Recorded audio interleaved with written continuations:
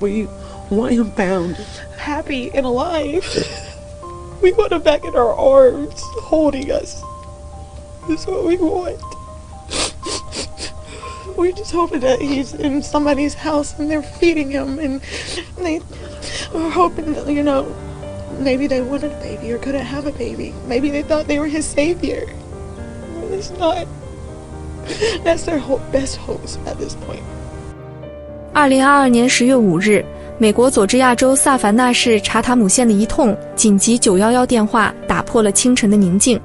22岁的年轻母亲莱拉尼·西蒙与她的男友丹尼尔·尤南报警称，莱拉尼20个月大的儿子昆顿·西蒙失踪了。莱拉尼声称，前一晚昆顿还在家中安然无恙，但早上醒来时，他发现前门大开，昆顿平时睡觉的婴儿围栏空空如也。他坚称有人趁他熟睡时闯入家中，将昆顿带走。大家好，我是小小，欢迎来到24探案。昆顿·西蒙是一个20个月大的可爱男孩，出生于2021年1月。他的母亲莱拉尼·西蒙当时22岁，育有3个孩子，4岁的长子泽恩，20个月的昆顿以及9个月大的女儿斯凯。3个孩子的父亲分别是不同的男人，泽恩的父亲是科丁·沃顿，昆顿的父亲是亨利·莫斯，而斯凯的父亲则是莱拉尼当时的男友丹尼尔·尤南。昆顿是一个活泼、充满爱心的孩子，他喜欢追着哥哥泽恩跑，模仿哥哥的一举一动，对他充满崇拜。昆顿的礼貌令人印象深刻，无论别人为他做什么，哪怕是他为别人做了什么，他都会说谢谢。他还喜欢在完成某件事后跑向大人，请求一个他称之为鸡犬的庆祝。他的笑容和热情感染了周围的人，邻居和保姆都形容他聪明，充满爱意，像个小纽扣一样可爱。然而，昆顿的生活环境并不稳定。莱拉尼和丹尼尔与3个孩子住在莱拉尼的母亲比利·豪威尔的家中，位于萨凡纳市巴克霍尔特路。比利拥有昆顿和泽恩的法定监护权，因为莱拉尼因吸毒和犯罪记录失去了对孩子们的监护权。莱拉尼曾因在北卡罗来纳州犯下重罪盗窃被判缓刑，他还被指控多次偷窃，包括从母亲那里偷钱购买毒品。家庭内部关系紧张，比利曾于2022年9月8日提交文件，要求将莱拉尼和丹尼尔驱逐出他的家。这一决定源于一场关于洗衣的激烈争吵。此外，莱拉尼还被勒令每月支付$150的子女抚养费给比利，这笔费用将于11月1日开始生效，但如果他的2个儿子中有一个死亡，抚养费将会减少。昆顿的父亲亨利·莫斯住在85英里外，他与莱拉尼的关系早已破裂。亨利回忆，莱拉尼在怀孕时曾隐瞒昆顿的存在，直到2021年1月，他独自前往阿拉巴马州生下昆顿，出生证明上甚至没有列出亨利的名字。两人因莱拉尼将一次入室盗窃罪嫁祸给亨利而彻底分手。亨利描述莱拉尼是一个骗子、吸毒者，称他每天沉迷于毒品，脾气暴躁，甚至为了毒品与其他男人发生关系。尽管如此，亨利对昆顿的记忆却充满温情，他总是笑着，很少哭，是个好宝宝。昆顿的生活中还有一位重要人物，保姆戴安娜·麦卡特。戴安娜住在附近，每天照顾昆顿和泽恩长达6个月。她形容昆顿是一个热情的孩子，喜欢跑过来拥抱他，亲吻他的脸颊。然而，她也注意到莱拉尼对昆顿的冷漠态度，经常偏爱泽恩，忽视昆顿，甚至偶尔对昆顿动手。另一位17岁未公开姓名的保姆也证实了这一点，回忆莱拉尼曾拒绝帮助昆顿下楼梯，导致他摔倒受伤。这些观察为后来的调查提供了重要线索。2022年10月4日晚，莱拉尼和丹尼尔发生了争吵。据检方指控，莱拉尼当晚离开家去见一名毒贩，购买了不明药物。警方后来证实，他当晚可能处于毒品的混合影响下。午夜过后，大约凌晨1点，莱拉尼再次离开家，驱车约1英里来到阿泽利亚一栋房屋广场的垃圾箱旁。他下车丢弃了一些东西，随后返回家中。这次深夜外出后来成为案件的关键节点。10月5日凌晨5点29分，戴安娜·麦卡特收到一条来自莱拉尼手机的短信，称当天不需要他照顾孩子们。这条短信后来被证实是由丹尼尔发送的，戴安娜对此感到奇怪，因为即使莱拉尼不上班，孩子们通常也会送到他那里。早上6点，丹尼尔声称他离开家去上班时，看到昆顿还在婴儿围栏里。这是昆顿最后一次被目击的时间点。上午9点，丹尼尔给戴安娜发短信，询问她是否见过昆顿。戴安娜感到困惑，因为她早上刚被告知不需要看护孩子。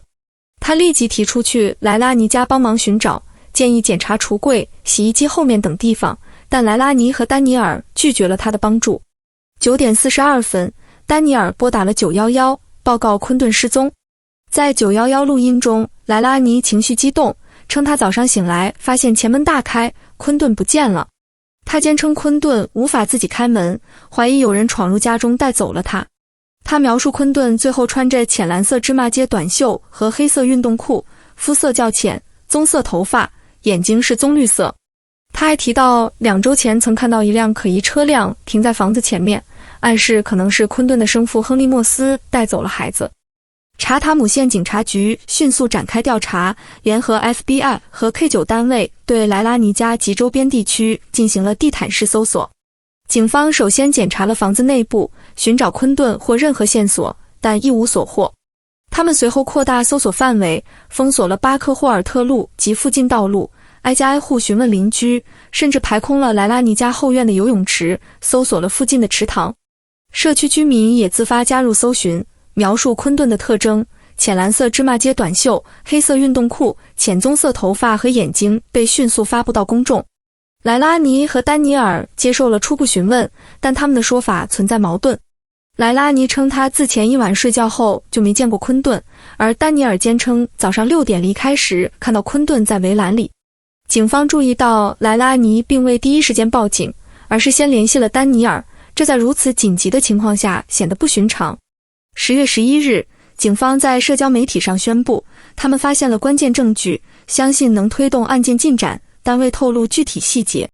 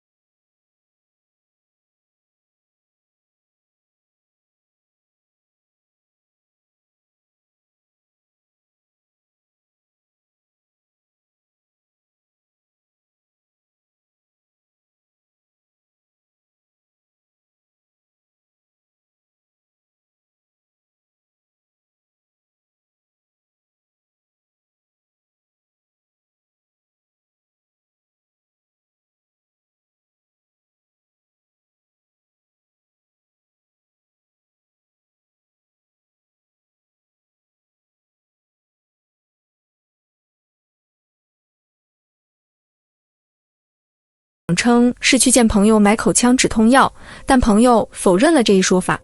莱拉尼随后改口称他丢弃的是虾仁意面等普通垃圾，但这一解释显得牵强。警方通过监控录像和手机数据确认了莱拉尼凌晨1点的行动，结合他不一致的供词，坚定了他们对他的怀疑。10月18日，警方公开表示，他们相信昆顿的遗体被放入垃圾箱并运往填埋场。搜救工作持续了数周，搜救人员筛查了超过120万磅的垃圾。2022年11月18日，搜救人员在填埋场发现了昆顿的部分头骨遗骸，随后陆续找到其他遗骸。这些遗骸被送往 FBI 进行 DNA 检测，很快确认属于昆顿·西蒙。这一发现对搜救团队、家人和社区造成了巨大的情感冲击，许多搜救人员因此寻求心理辅导。11月21日，莱拉尼被逮捕，指控包括恶意谋杀、隐瞒他人死亡、虚假报警和多项虚假陈述罪名。他的母亲比利在得知莱拉尼试图从康复中心离开后，联系了 FBI， 担心他可能成为逃犯。比利带莱拉尼吃了最后一顿自由餐，然后将他带到 FBI 办公室接受讯问，最终导致他的逮捕。莱拉尼的审判于2024年10月14日在查塔姆县开始，持续了8天。陪审团由12名陪审员和4名候补陪审员组成，包括7名男性和5名女性，年龄范围广泛。其中1名陪审员在管理填埋场的废物管理公司工作，另1名是曾与幼儿共事的退休教师。检方提出了40多名证人和近100件证据，试图证明莱拉尼谋杀了昆顿，并将他的遗体丢弃在垃圾箱中。助理地区检察官珍妮·帕克承认，由于案件的特殊性，检方缺乏一些关键证据，例如受害者的尸检报告、死亡原因和方式，但他们通过详尽的调查和证据呈现，力图证明莱拉尼的罪行。检方强调了莱拉尼的吸毒问题与丹尼尔的恶化关系，以及他在昆顿失踪后的多次谎言。例如，他在接受警方讯问时声称凌晨1点去见朋友买药，后又改口称丢弃普通垃圾，甚至试图将责任推给丹尼尔。辩方则辩称，检方的案件建立在谣言和猜测之上，证据不足以支持谋杀指控。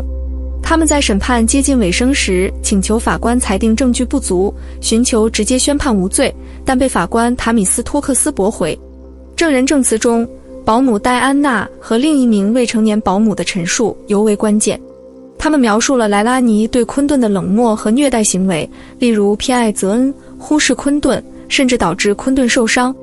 此外，检方播放了一段莱拉尼于2022年8月录制的视频，显示他在情绪崩溃时向家人告别，声称要开车冲进河中结束生命。这段视频揭示了他不稳定的精神状态和对被爱的渴望凌驾于照顾孩子之上的心态。